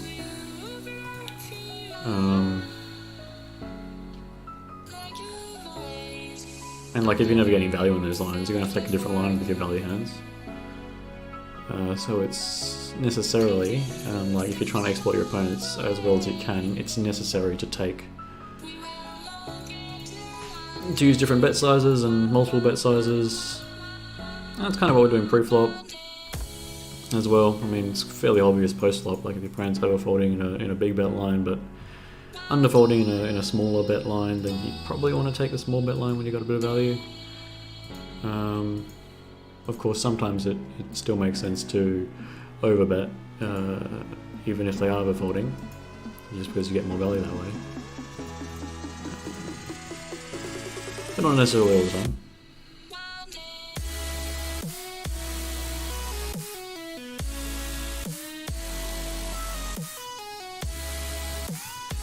couple of draws here on your left. Got gut shot and a top pair draw.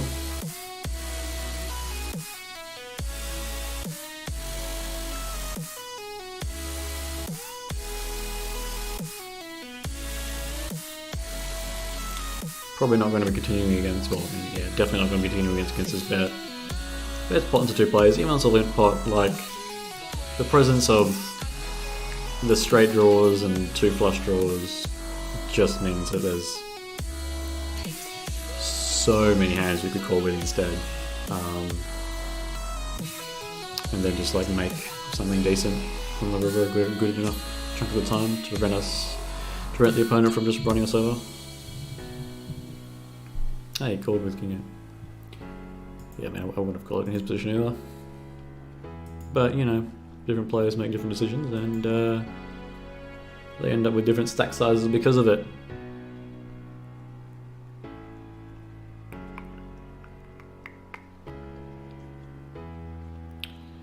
We're opening this one. Yeah, let's just put it. G'day, Chuaminim. Hopefully I pronounce that well. Or maybe you like to be called Juho. Did we just flop a straight with 2 players? Oh my god. Yeah, the 4-bet pot quiz from a couple of weeks ago, there's a lot of that on the website.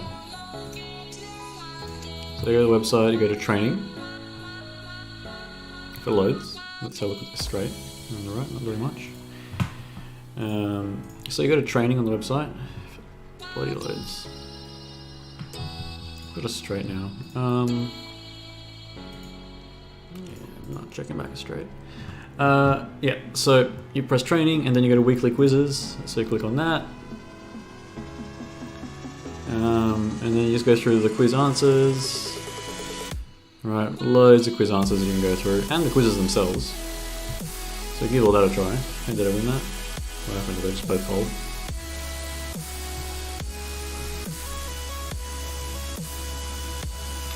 Yeah, they just folded. Alright. So yeah, take a look at the quizzes. These are the quiz answers. There's, you can go through them in order or whatever. I think the earlier ones we're talking about single raise pots, and these middling ones talking about 3-bet pots, and lately we've been talking about 4-bet pots. So like a lot of stuff you can go through on the website that you can't access directly through the YouTube channel because I want people to sign up onto the website, because you get extra content, you get the ranges, the preflop ranges, and what do I get in exchange for that? An email maybe, so I can bother you when I've got new content being released. Send you an email once every 2 months saying that I've released a new video or something. Yeah, that's the trade-off. There's always trade-offs. Always trade-offs. Never a free lunch, right?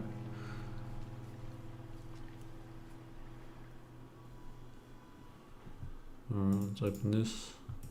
This is essentially just heads up, except like there's a little bit less money, so I'm going to be opening a bit tighter.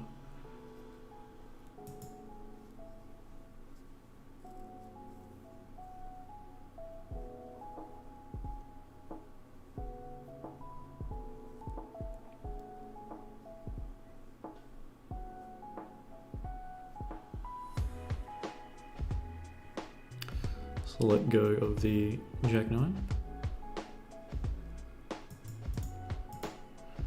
It's good to know that I pronounced your name well, Juho. Yeah, thanks for joining us today.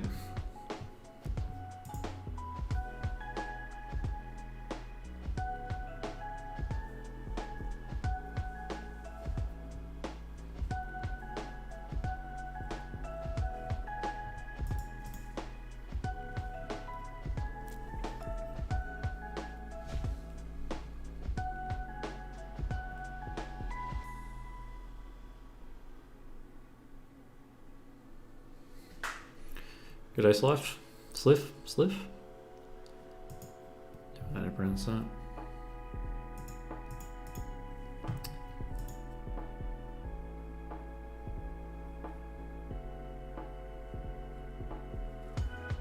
I got one caller. Looking good, not looking so good.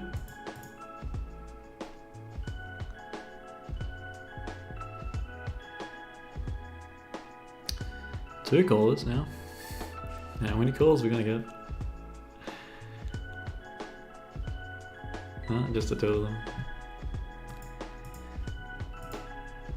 I mean, usually when you have position against two calls, you want to be checking almost everything.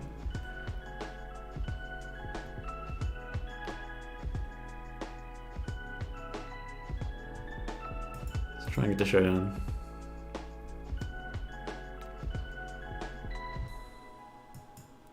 Bluff catch maybe. Like, I'm not super happy about the strength of our hand multi-way.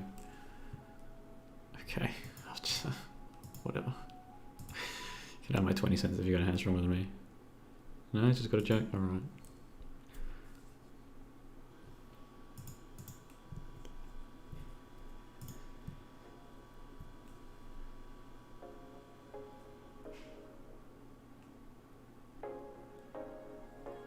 Like, I mean, what he should have done is definitely probably should have bet the flop small. Like if he made that bet on the flop,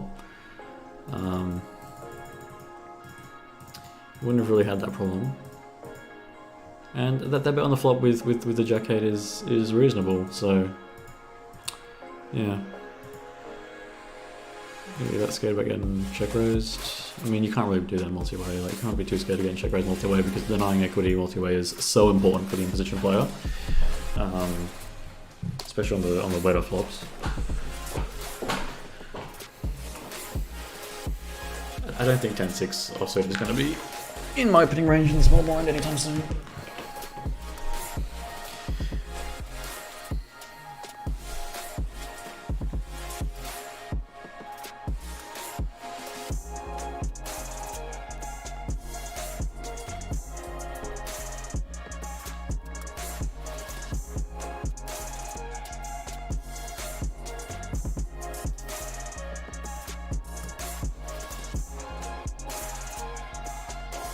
Sense a bit of over adjustment here on the left. Let's give it a try. King to offset's pretty loose on the button.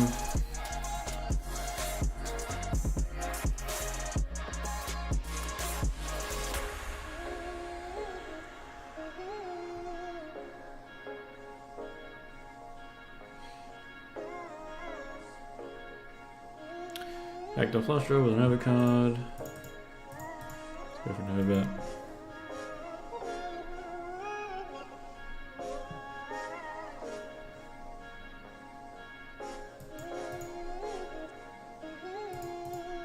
Another multi-weighted pot.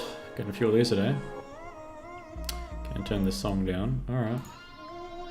It is getting a bit annoying. I don't know what's going on with this. Let's change the song. Alright, let's give up here on the left.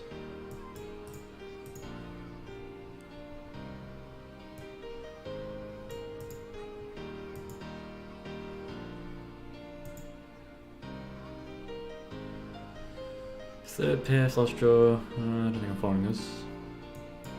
I mean, it's a pretty strong flush draw too.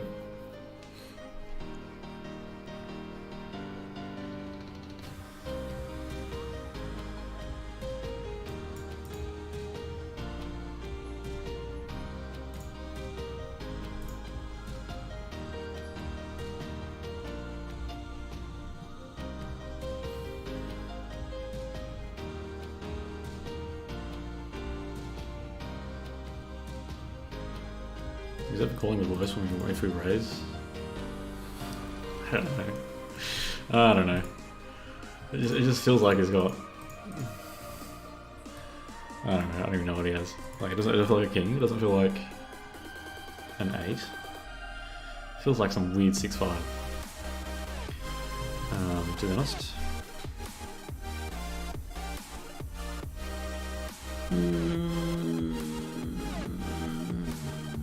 Yeah, okay, $1.80. Just because this guy's got $1.80 behind. Why not? I mean, just in case this guy wants to go all in, might as well just let him.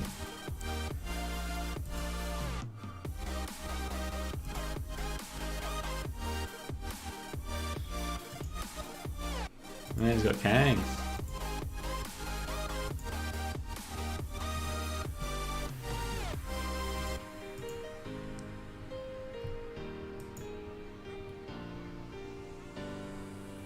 Like, there was no way I'm gonna let go of 10s there. Like, even if I just like limped and then he rips it, I'm breaking the call, so. That happens from time to time. They wake up with a strong hand, there's nothing you can do about that. So just move on.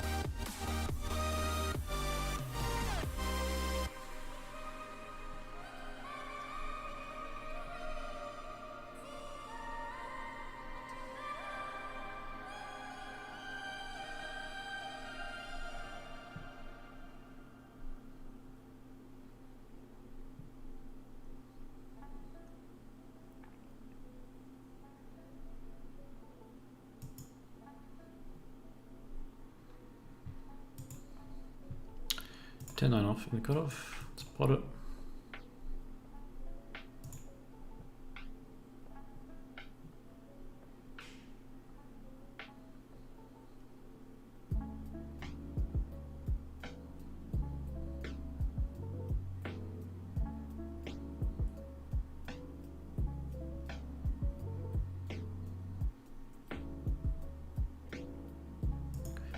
See if we can get it through. No, can't get it through. Get the open ender.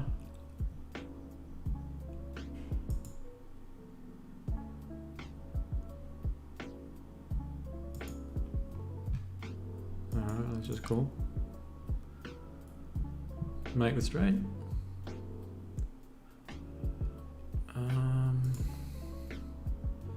Let's raise it now. Check here on the left.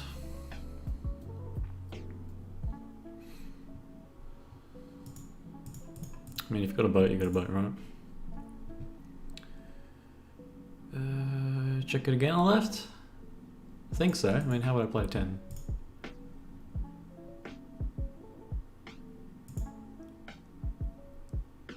Do we check one more set? Yeah, let's check it again. Cheeky, cheeky, cheeky check. Come on. Bet into me, please. Alright. He's got us right.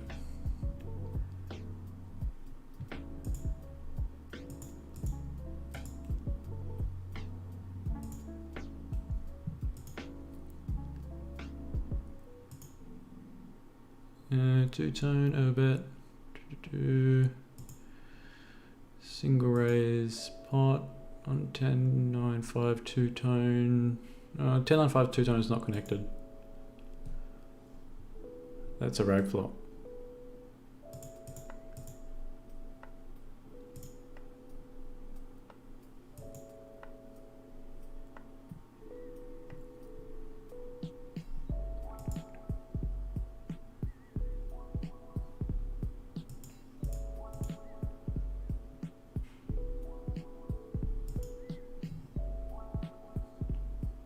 So when you got like the 10-9-5 two-tone, usually you want to be doing a few different bet sizes.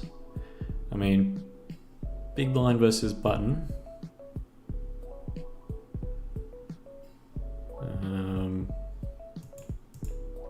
On the 10-9-5, like big one doesn't have jacks, doesn't have queens, kings or aces.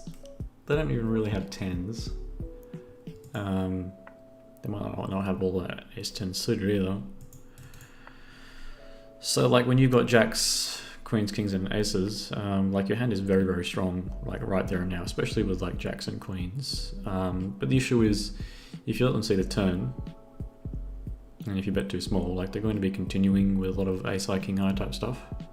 So you kind of really just want to, when you've got a strong hand like that, make a bet to try and get them to fold that ace high, king high. So then you're less likely to get outdrawn. When it's rainbow, it's a little bit more obvious, because it's rainbow, they've got fewer flush draws to continue with. So you actually have to bet bigger in order to get them to fold ace high, king high. Versus if it's two-tone, you don't actually have to bet as big in order to get them to fold those kinds of hands.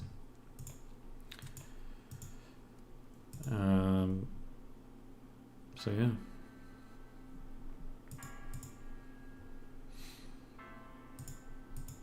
Let's go 1/3 here on the right. Small one versus big blind. The mean stack pop ratio is pretty low, so I'm going to be betting fairly aggressively when we're out of position. And our small bluff gets it through. Very nice. So I mean, despite losing a few hands, which I don't know, happen, we're still up quite a bit today in this shot taking at 10-0. We played 5-0 last time. I think we will start to sit out because it's been 2 hours and it is way past my bedtime. So I think we're going to play the last few hands, sit out on the big blind as you should, never post, always enter on the big blind and leave just before the big blind.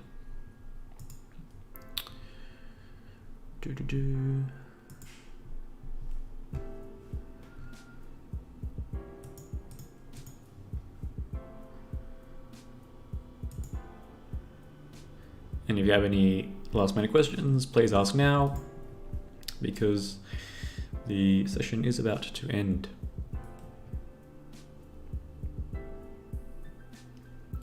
Yeah, the wet rags section on the website hasn't been uploaded yet because I've been working on my book instead.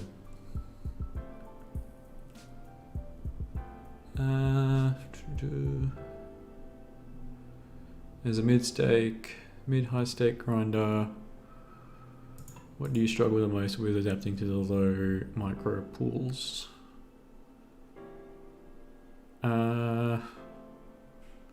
Probably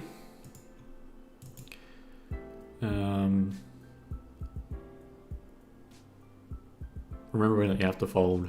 I mean, when you're playing a bit higher up, you don't fold as much, as many bluff catches, but like when you're playing this low down, you just got to fold everything. Like, I mean, like that pocket tens hand, like I could argue exploitatively, you should be folding that. And so that's a mistake on my part. Like calling the tens there is like a slam dunk call, even though he bet like 10 times a pot. It's like a slam dunk call there in GTO land. Playing against weak players, you could argue that it was a fold, right? So like that pocket tens hand, if we can pull it up again.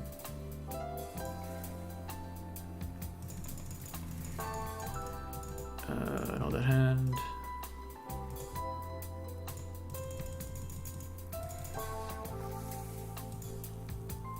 Yeah, this hand here. Like you could argue, like I'd check down, and then like he rips the river, like 10 times a pot. Like in GTO land, this is an easy call, even though there's a flush and whatever on the board, because we've got the flush blocker and blah blah blah. It's a set. You could be doing this with 2 pair. Just like that. But against these players, maybe I should just fold it.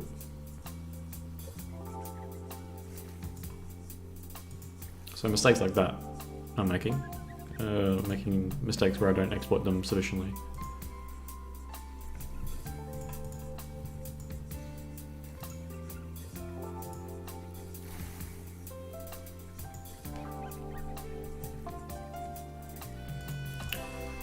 Straight draw, flush draw.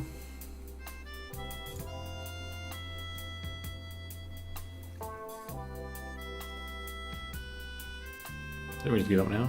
Just check it. I mean, like, if we bluff here, we're just blocking his folds. We want ace high to fold, and we block ace high, so there's not a lot of point.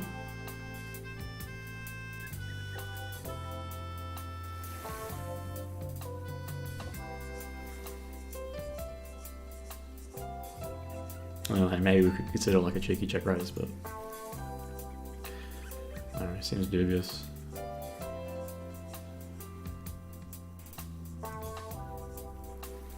Yeah, there you go. Alright, let me get the website up before you guys leave. Oh yeah, the Patreon. You can always join the Patreon. Splifflight asks, can we really do anything other than basically nut pedal when we have the odds and jam with our premiums?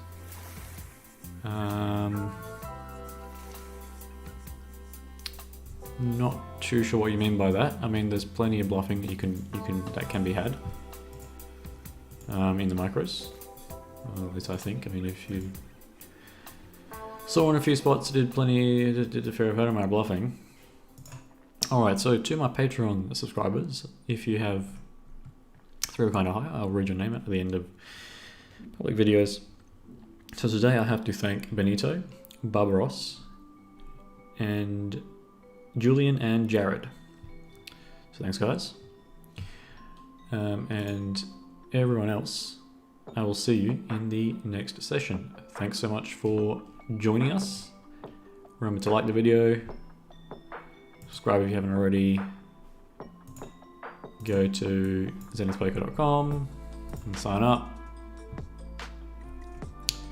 It's all free. Do all the good stuff, and I'll see you guys later.